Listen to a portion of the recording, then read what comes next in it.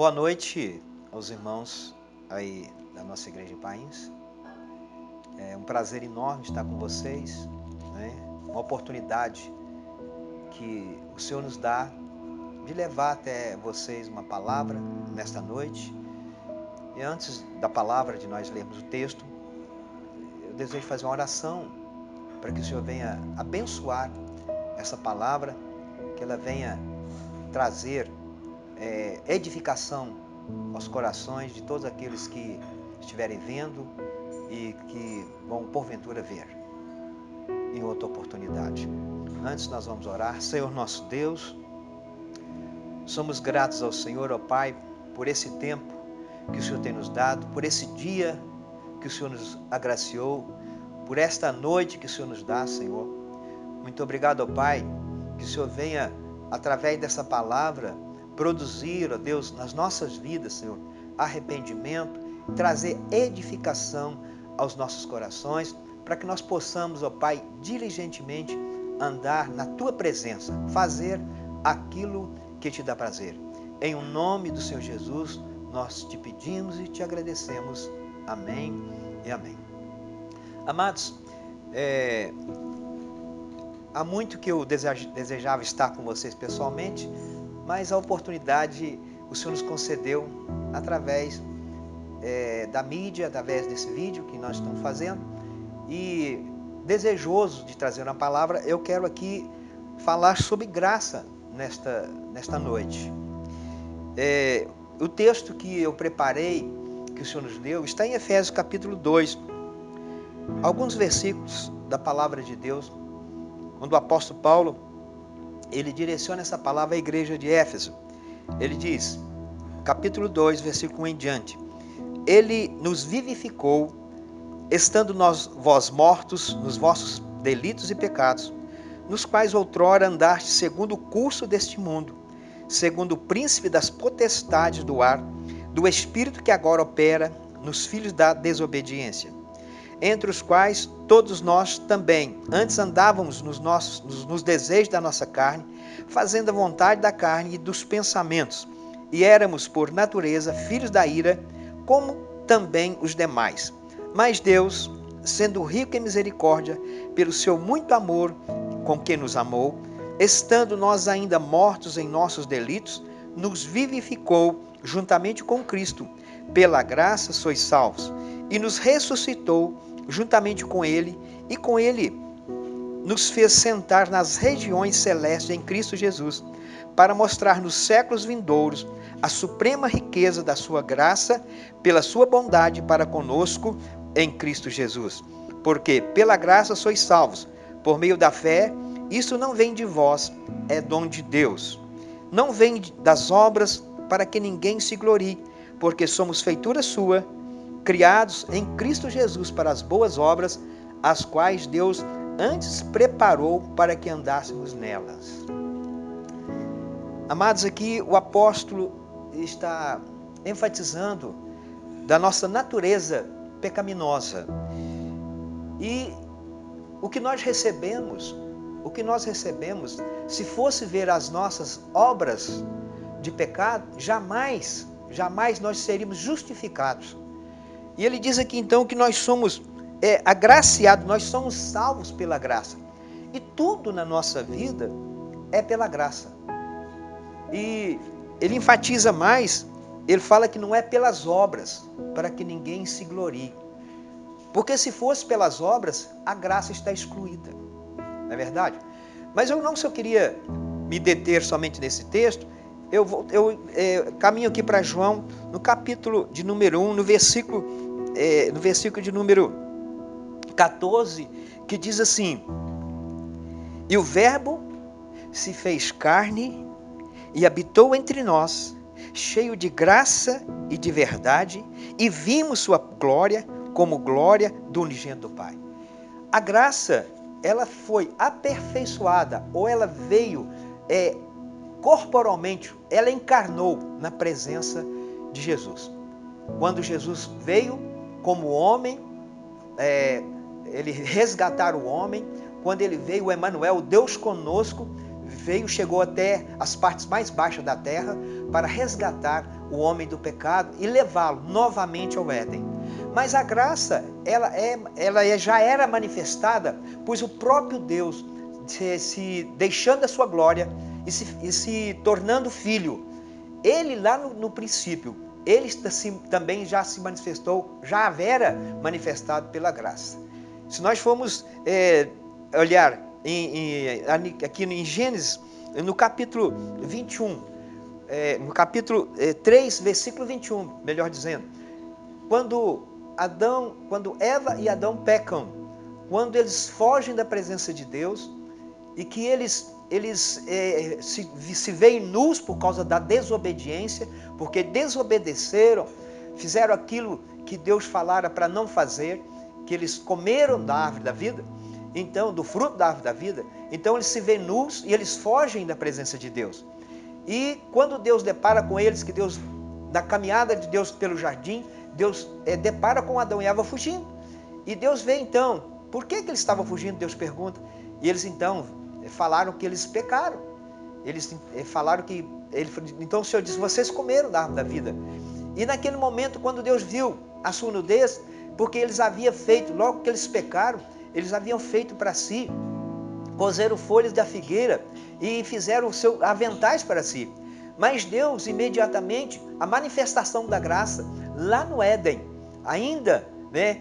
Deus lá, então, a palavra de Deus fala que no versículo 21, do capítulo 3, 21, fala que Deus então ele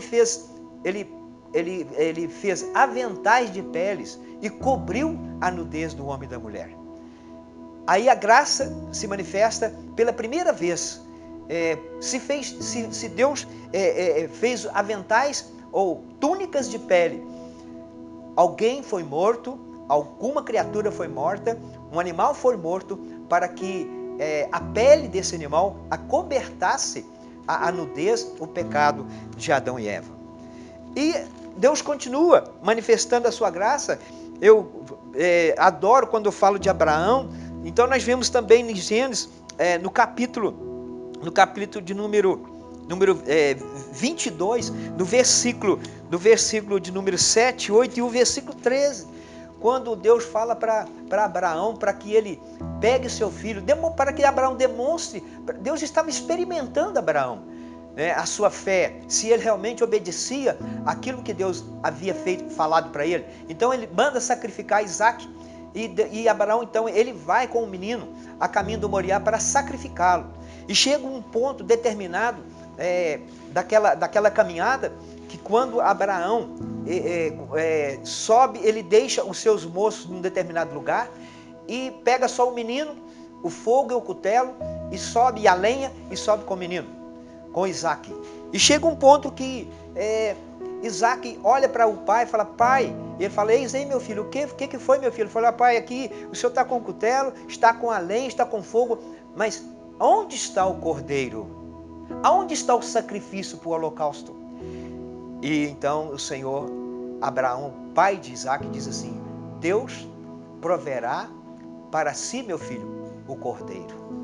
E depois nós vimos aqui, lá no versículo 13 do mesmo capítulo, no capítulo 22, versículo 13, que quando Abraão estende, antes um pouquinho, versículo 11 e 12, quando ele estende a mão para imolar o filho, o anjo brada e fala, Abraão, não faça isso com o menino. E então, imediatamente, Isaac já estava em cima da lenha, depois do altar pronto, já estava em cima da lenha para ser sacrificado. Então, o anjo, quando viu que Abraão verdadeiramente cumpriria a obediência daquilo que Deus havia dito para fazer, então ele vê um carneiro no meio do mato, embaraçado pelo chifre. Então Abraão vai e pega o carneiro e sacrifica no lugar do seu filho.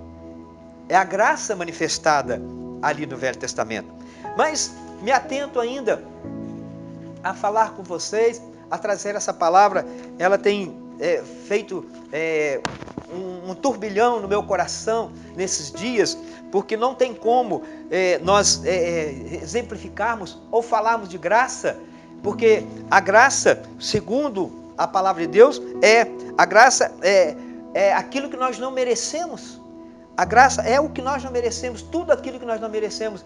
Porque se fosse para o que nós merecíamos, seríamos ser mortos, na verdade. Porque o apóstolo Paulo fala lá em Romanos que o salário do pecado é a morte, mas o dom gratuito de Deus, a vida eterna, por Cristo Jesus. E fala que nós estamos separados através do pecado, nós estamos separados da glória de Deus. Mas eu queria ainda falar algo para testificar essa graça. E eu queria falar com vocês sobre a vida de um homem, um pagão. A Bíblia retrata aqui em 2 Reis, no capítulo de número 5, a história de Naamã. Um exemplo da graça de Deus que está sobre todas as pessoas, indiferente da sua crença, indiferente da sua nacionalidade, da sua condição socioeconômica, indiferente de todas as coisas. A graça é sobre todos. E às vezes nós até escandalizamos com esse texto, porque como que pode acontecer uma cura, uma maravilha na vida de um homem pagão, um homem orgulhoso, pelo texto nós vamos ver, uma pessoa que estava fora, se fosse olhar a genealogia ou a natureza de Naamã, ou a sua condição de homem, jamais ele poderia receber essa cura. Mas a graça de Deus, ela não vê, ela não enxerga esses pormenores da nossa vida. Porque se fosse assim, talvez eu não estaria aqui hoje falando para você de graça, e tantos de nós, o seu pastor Diego, também, que Deus o alcançou pela graça, e todos nós somos alcançados pela graça. Mas eu quero falar com vocês aqui sobre a cura de Naamã. Eu quero ler o texto, ele é um pouco longo, mas eu quero me atentar a ler, para nós inteirarmos a respeito de todo o assunto que nós ainda trataremos por esse tempo. Naamã é curado da lepra. 2 Reis, capítulo 5, versículo de 1 em diante, diz assim: Ora, Naamã, chefe do exército do rei da Síria, era um grande homem diante do seu senhor e de muito respeito, porque por ele o Senhor dera livramento aos sírios. Era homem valente, porém leproso. Os sírios, numa das suas investidas, haviam levado presa da terra de Israel uma menina que ficou ao serviço da mulher de Naamã. Disse ela à sua senhora: Tomara o meu senhor estivesse diante do profeta que está em Samaria, pois este o curaria da sua lepra. Então Naamã foi notificar o seu senhor, dizendo: Assim e assim falou a menina que é da terra de Israel. Respondeu o rei da Síria: Vai, anda, e enviarei uma carta ao rei de Israel. Pois e levou consigo 10 talentos de prata, 6.000 ciclos de ouro e 10 mudas de roupa. Também levou ao rei de Israel a carta que dizia: Logo em chegado a ti esta carta, saberás que eu te enviei Naamã meu servo, para que o cures da sua lepra. Tendo o rei de Israel lido a carta, rasgou as suas vestes e disse: Sou eu Deus, que possa matar e vivificar, para que este envie a mim um homem, a fim de que eu o cure da sua lepra? Notai, peço-vos, e vede como ele anda buscando ocasião contra mim. Quando Eliseu, o homem de Deus, ouviu que o rei de Israel rasgara as suas vestes, mandou dizer ao rei: Por que rasgaste as tuas vestes? Deixa-o vir a ter comigo, e saberá que é profeta em Israel.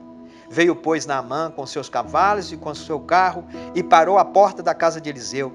Então este lhe mandou um mensageiro a dizer-lhe: Vai, lava-te 7 vezes no Jordão, e a tua carne tornará a ti, e ficarás purificado. Naamã, porém, indignado, retirou-se, dizendo: Eis que pensava eu, certamente ele sairá a ter comigo, por-se-á em pé, invocará o nome do Senhor seu Deus, passará a sua mão sobre o lugar e curará o leproso.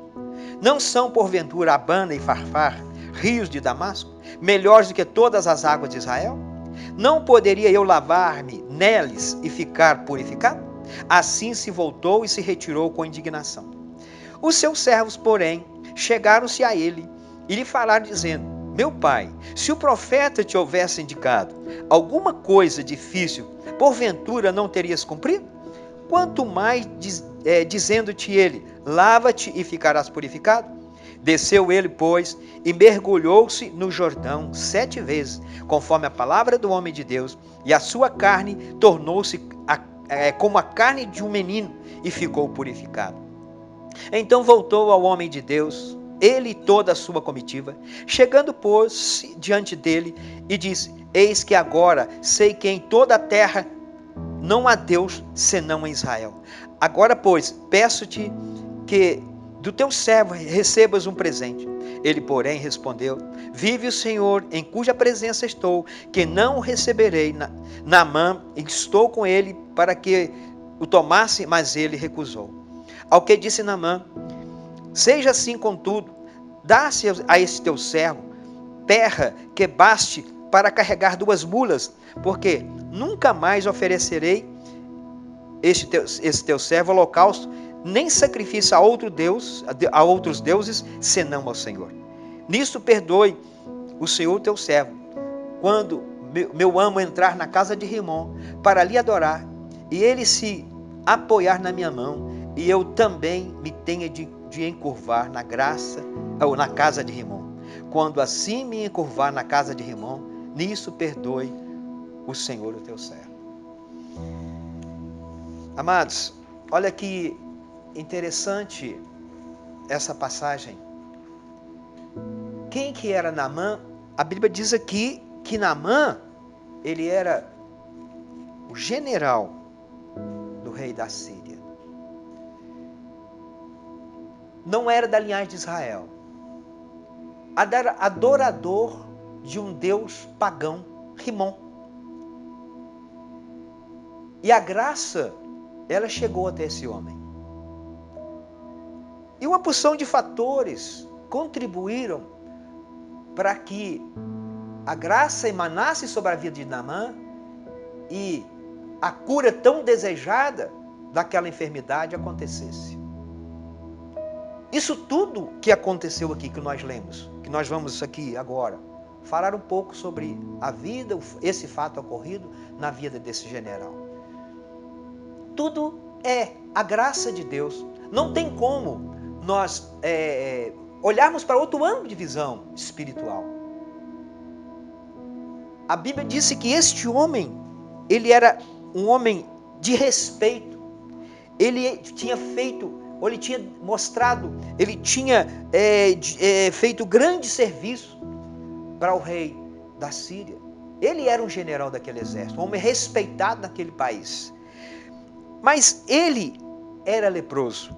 E aqui no versículo 1 do capítulo 5 de 2 Reis, na parte B do versículo fala assim: porque por ele o Senhor dera livramento aos sírios, era homem valente, porém leproso. Olha que interessante, a palavra de Deus está dizendo que através de Naamã, Deus deu livramento aos sírios através de Naamã. Como entender isso? Como entender um país, uma nação pagã que adora um Deus, deuses de prata, deuses de ouro, deuses de madeira, um ídolo, receber tamanha bênção? Qual foram os fatores que vieram a contribuir para que esta graça chegasse até esse general? A palavra de Deus fala que a graça, ela revelou a nós, como nós lemos lá em Efésios, através de Cristo. Mas aqui, a graça já estava patente nessa história. Primeiro, o fato acontece que Naamã, por ser um general, naquela ocasião, Israel sofria muito com a Síria. Porque a Síria sempre estava em guerra e sempre domava, que era um país que Deus colocou para disciplinar o seu povo. Esse Naamã era um grande guerreiro, era um general, ele ganhava muitas batalhas. A palavra de Deus fala que ele, não somente de Israel, mas de muitas nações, ele saiu vencedor e ele era honrado. Mas acontece que numa daquelas batalhas, entre os cativos que foram levados para a Síria, a mulher de Naamã levou uma menina israelita. lá para a casa dela, para ser uma sua serviçal, a sua escrava, a sua daminha lá na sua casa, para servir a esposa de Naamã e o seu lar. E aquela menina, a graça de Deus estava sobre ela. Ela conhecia o Deus de Israel. Ela sabia da graça, ela sabia da história, ela conhecia a história de Eliseu, ela conhecia a história do seu povo. E quando ela via aquele Senhor, um homem importante, um homem que tinha eminência, um homem que era honrado na sua pátria, honrado no seu exército, diante do seu rei, a menina olhava, mas tinha algo na vida daquele homem que o deixava triste, que era aquela lepra que ele havia no seu corpo. E aquela menina, cheia do amor de Deus, cheia da graça de Deus, ela via o sofrimento daquele homem, ela via o clamor daquela esposa, da esposa de Naamã. E ela um dia falou para a sua senhora: olha, minha senhora, se o meu senhor conhecesse o profeta que está em Samaria, ele seria curado dessa enfermidade. Olhe como que a graça vem até nós. Nós não merecemos nada. Alguém chega perto de nós e traz uma palavra para o nosso coração. Alguém profetiza sobre a nossa vida. Olha que interessante. Então, imediatamente, Naamã, a mulher de Naamã, que era outro meio de graça, porque se a menina não fala com a esposa não ia falar com o marido. Então, ele vai até o rei e conta para o rei. Fala: meu senhor, entre as cativas que nós trouxemos de Israel, vem uma menina, uma israelita. Ela disse que lá na Samaria, lá em Israel, diz que lá tem um homem de Deus, o Deus que eles servem lá, e que ele cura qualquer tipo de enfermidade. Não era a pessoa de Eliseu, mas o Senhor de Eliseu. Imediatamente o rei então fala: nós vamos então te enviar até o rei de Israel, para que providencie a cura. E o que o rei providencia? Ele providencia ouro, prata e vestes festivais. 6.000 ciclos de ouro, 10 talentos de prata e 10 vestes festivais. Sabe o que representa isso? 340 quilos de prata, 68 quilos de ouro. E a seda e toda aquele tecido que foi levado naquelas vestes para o rei de Israel. E Naamã então faz a sua comitiva e vai para Israel. E quando ele chega e escreve uma carta, o rei escreve uma carta: quando chegar Naamã aí você recebe e o cura da sua lepra. E quando Naamã chega até o rei, entrega a carta, o rei lê a carta e ele rasga suas vestes. E ele fala: ele está fazendo algo para que eu seja culpado, para que ele venha de novo a nos cativar, que ele venha de novo a guerrear contra nós. O rei ficou preocupado, e quando Eliseu ficou sabendo que o rei havia rasgado as suas vestes por causa daquela carta, porque o rei da Síria havia mandado através de Naamã, o profeta Eliseu manda um recado para o rei de Israel: diga ao rei que não precisava de rasgar suas vestes, porque aqui tem profeta nessa terra. Envia-me a Naamã. E diz a palavra então que Naamã saiu do palácio e foi até aonde Eliseu estava. E diz aqui que quando Naamã chegou na casa de Eliseu, ele chamou Eliseu, mas Eliseu nem apareceu a Naamã. Ele somente mandou um dos seus serviçais falar para Naamã: olha, fala para Naamã, para ele até lá no Rio Jordão e mergulhar 7 vezes, e ele vai ser curado. A sua carne vai ficar como a carne de uma criança. Mas a palavra de Deus fala que aquele general orgulhoso, soberbo, que não merecia nada, que não merecia nem a cura. Talvez alguns disseram que aquela lepra, quem sabe, seria porque ele era um homem ruim, um homem orgulhoso. Mas Deus não enxerga desse ângulo de visão. A visão de Deus é diferente da nossa visão. Os caminhos de Deus, os pensamentos de Deus são diferentes dos nossos pensamentos. E a misericórdia, a graça de Deus, ela está sobre todos. E que Naamã, ao voltar, um dos seus soldados, da sua comitiva, Naamã indignado, fala, mas por que ele não me recebeu? Ele teria que vir até mim, colocar a mão sobre essa enfermidade, profetizar a cura, para que isso valesse. Agora, não tem os rios lá da Síria, são melhores do que esses rios Jordão? Abana, Farfar, são rios profundos, águas límpidas. Eu mergulharia lá. Mas um daqueles serviçais disse, meu senhor, quando Naamã estava voltando indignado com aquela posição de Eliseu, meu senhor, se o profeta pedisse ao senhor que fizesse algo mais difícil, o senhor não faria? Irmãos, muitas vezes, a graça, nós queremos pagar um preço. Não vou dizer que nós temos que pagar um preço. O preço chama obediência. O preço chama obedecer a Deus.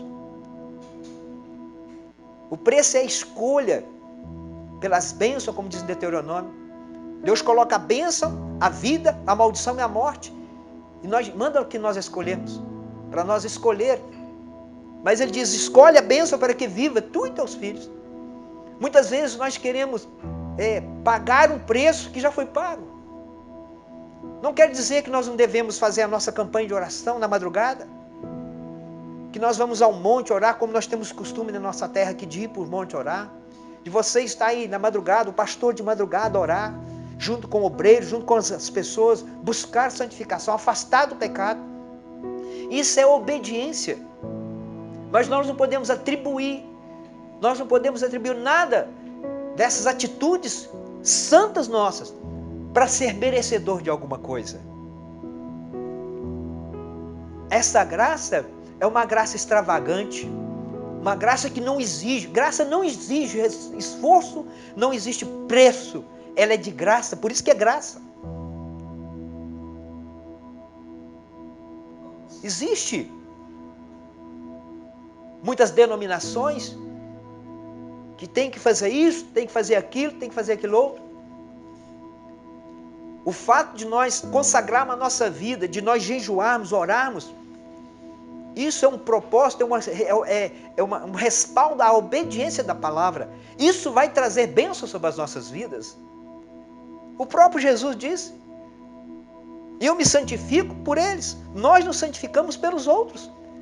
Mas a palavra fala que é aquele que sai semeando, chorando e gemendo, lançando a boa semente, será o primeiro a colher dos frutos. Olha que interessante, nós fazemos para as pessoas, mas sabe quem recebe primeiro? Somos nós.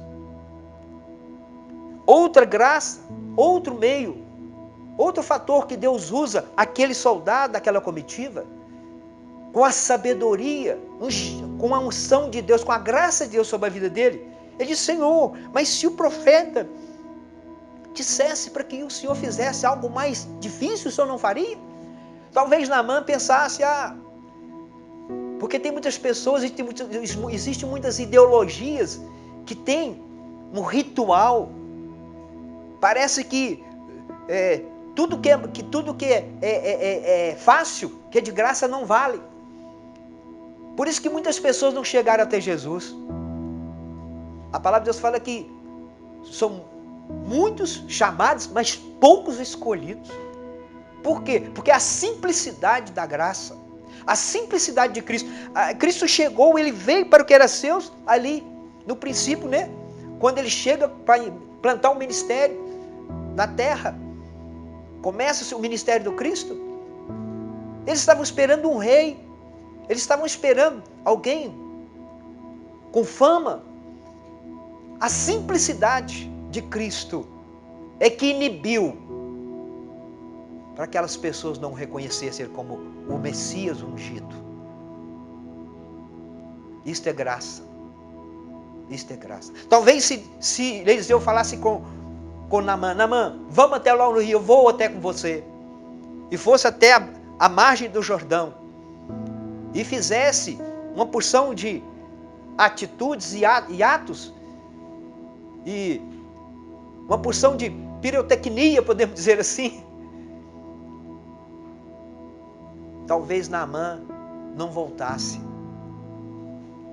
A graça é tão simples, ela é tão patente e tão simples, que muitos de nós, às vezes, não reconhecemos, às vezes, no nosso cotidiano, a mão de Deus. De ver, é como o ar que nós respiramos. Estamos vendo aí agora, as pessoas com problemas de enfermidade pulmonar, deficiência respiratória.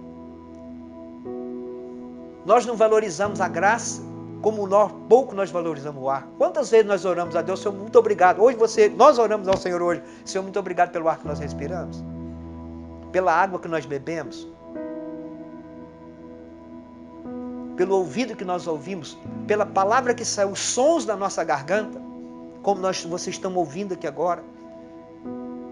Tem pessoas que querem falar, mas não podem. Nem por isso elas são menos agraciadas do que aqueles que falam, que ouvem, que veem. A graça, ela é a simplicidade. Por isso que muitas pessoas, talvez, como diz no ditado popular, passam batido pela graça. Então diz aqui que Naamã, ele desce até o Jordão. Depois de Deus, pela misericórdia do Senhor, chegar até ele, a graça vir até ele, através daquela israelita, daquela escrava lá na sua casa, da sua esposa, daquele rei também que não questionou e enviou até presentes para que ele retribuísse aqueles que operaram, que seriam os agentes de cura na vida de Naamã. Depois esse moço, esse serviçal também aconselha, um conselho sábio. E por fim, Naamã, ele desce até o Jordão. E diz a palavra que ele mergulha 7 vezes. Poderia ser uma vez só, a graça. Ou talvez nenhuma vez. Eu já vi muitas pessoas serem curadas dentro da minha igreja. Eu lembro de um pastor, vou fazer menção ao nome dele, Zenando Dias, um dos nossos discipuladores, dele mandar as pessoas caminharem. Tinha na igreja, na parte de cima, aqui em Formiga, a igreja tinha uma galeria, na galeria tinha um pilar que sustentava a galeria.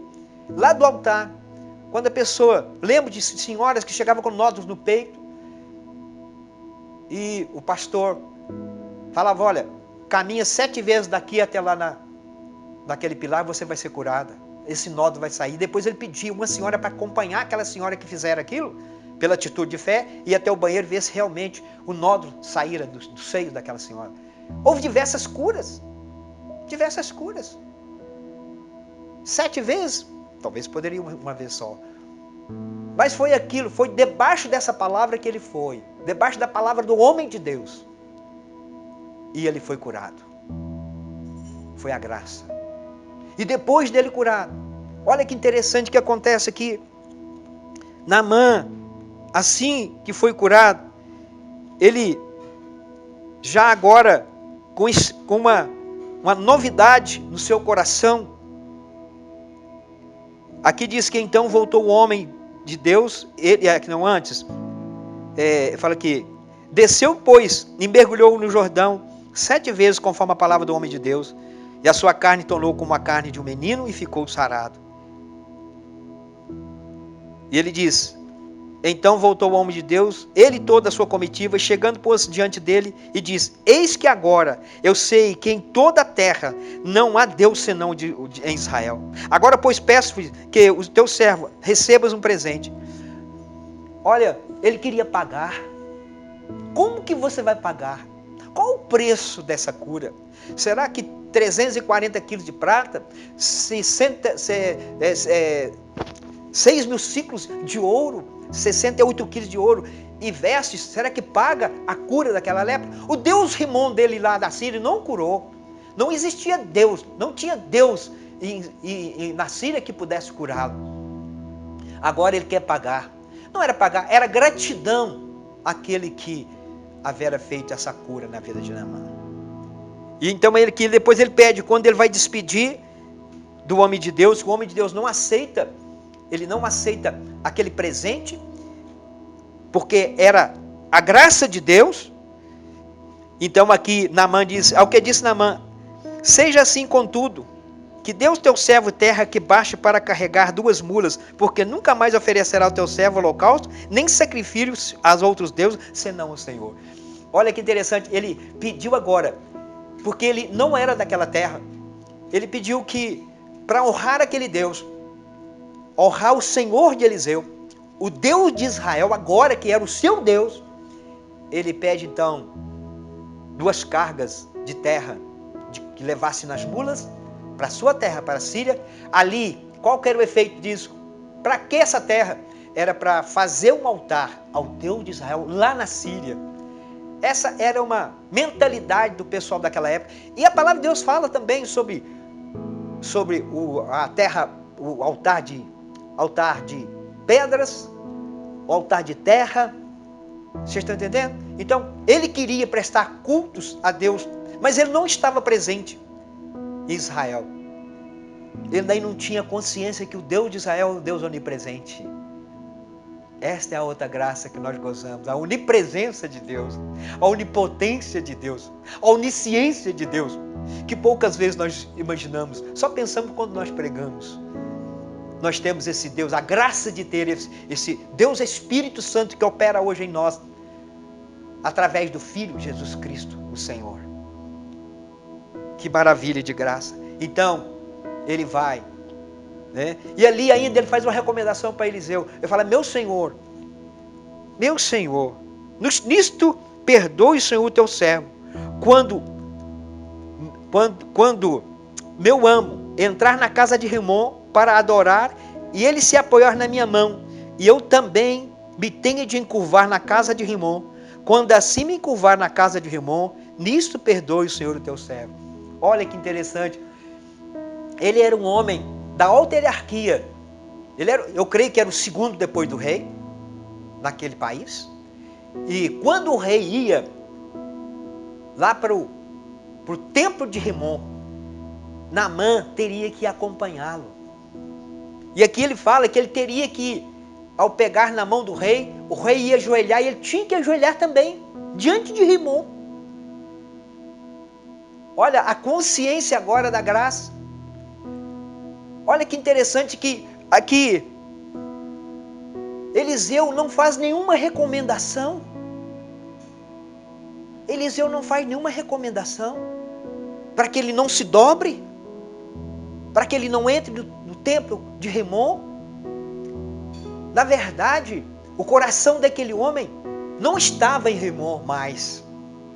O coração daquele homem não estava no Deus daquela terra. O coração dele estava agora no Deus de Israel. É a graça de Deus que não exige nada de nós. Somente que nós declaremos com a nossa boca, que nós escolhemos com a nossa boca o que nós queremos. Se é a vida, o bem, a vida, a morte, a maldição da morte. O poder de escolha cabe a nós. Essa graça que foi manifestada sobre a vida de Naamã é uma graça extravagante, uma graça absoluta. É a graça que o Filho trouxe entre nós. Nós também adorávamos outros deuses. No meu caso, estou dizendo. E a graça nos alcançou lá, aonde nós estávamos. Esta é a graça que levou a mim e a você, em um processo idêntico, a encontrar a cura da lepra e da morte espiritual, que fazia separação entre nós e Deus. Foi esta maravilhosa graça que atingiu Naamã como exemplo do que se realizaria plenamente na plenitude dos tempos, através de Cristo Jesus, o Senhor de toda a graça. É a palavra que estava no nosso coração. Que o Senhor venha com a tua bondade, com a tua graça infinita, não olhar as nossas limitações. Ele não vê as nossas limitações. Os nossos pecados, quando confessados, a graça anula os nossos pecados através de Cristo, através do seu sangue na cruz. Que o Senhor abençoe a todos nós e que esta graça que emana sobre nós, que ela atinja toda a nossa família, a nossa cidade, o nosso Brasil. Eu quero terminar agradecendo toda a igreja, ao pastor Diego. Quero aqui aproveitar os parabéns para a pastora pelo Pedrinho, o filhinho amado, por todos vocês. Que Deus abençoe em Cristo Jesus. Uma boa noite em nome de Jesus.